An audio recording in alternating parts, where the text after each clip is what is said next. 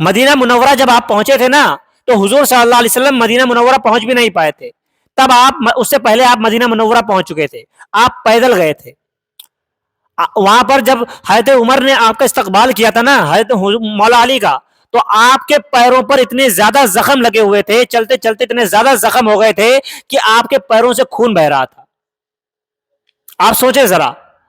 حضور صلی اللہ علیہ وسلم فرماتے ہیں کہ کوئی بھی انسان جب تک مومن نہیں ہو سکتا، کامل ایمان والا نہیں ہو سکتا، اسے میں اس کی جان سے زیادہ، اس کے مال سے زیادہ، اس کے ماں باپ سے زیادہ، اس کے گھر والوں سے زیادہ عزیز نہ ہو جاؤں جب تک کوئی بھی انسان کامل ایمان والا نہیں ہو سکتا ہے۔ تو ہمیں بھی چاہیے کہ ہم اگر کامل ایمان والے بننا چاہتے ہیں تو ہمیں سب سے پہلے، سب سے اول حضور صلی اللہ علیہ وسلم کو رکھنا ہوگا۔ حضور صلی اللہ علیہ وسلم کا اگر کوئی فرمان ہمارے پاس آ گیا، حضور صلی اللہ علیہ وسلم کا کوئی حکم ہمارے پاس آ گیا،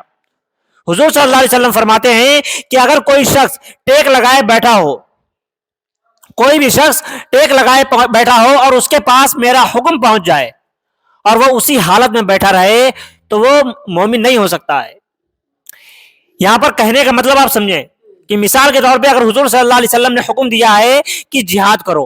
اور کوئی انسان اگر بیٹھا رہے اور اس کے پاس حکم پہنچا کہ اللہ کے رسول نے حکم دیا ہے کہ جہاد کرنا ہے، جہاد فرض ہے، اب اگر کوئی بیٹھا رہے گا تو وہ گنہگار ہے۔ اسی طرح سے اللہ کے رسول نے حکم دیا ہے کہ نماز پڑھو، ہمارے کانوں میں جب یہ آواز آ گئی حی علی الصلاۃ حی علی الفلاح، اب اس کے باوجود اگر ہم بیٹھے رہے تو پہلی بات نماز چھوڑنے کا گناہ ہمارے سر ہے۔ جو فرائض ہم نے اللہ کا چھوڑ دیا اس کا گناہ ہمارے سر ہے، اس کا گناہ ہم کو ملے گا۔ دوسرا گناہ ملے گا اللہ کے رسول کی نافرمانی کرنے کا۔ بھئی ظاہر سی بات ہے، جو اذان ہو رہی ہے، جو اذان ہو رہی ہے یہ بھی تو اللہ کے رسول کا فرمان ہے نا،